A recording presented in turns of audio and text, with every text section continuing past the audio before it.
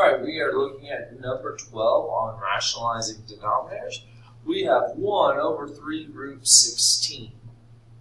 Now, there are a couple different ways that you can attack this.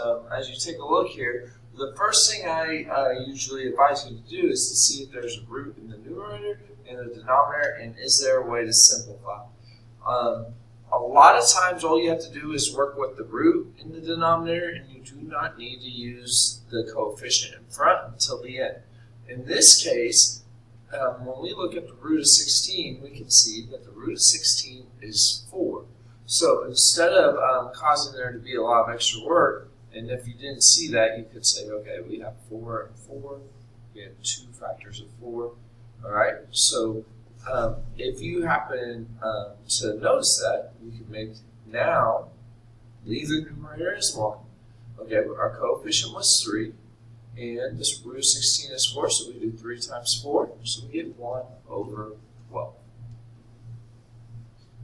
Now, as you can see, that's a quick way to run through this particular problem. If you are feeling like making this problem more difficult, another option here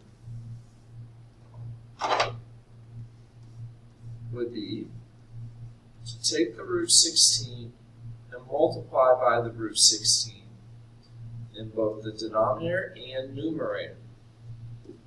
We end up with the root 16 in the numerator. We end up with 3 times 16, because this is 2 factors of 16 in the denominator. Now, really though, it doesn't save you any time because the square root of 16 is 4, alright, and you end up with 48, alright, 4 and 48, 4 goes into both of those, and again you get 1 over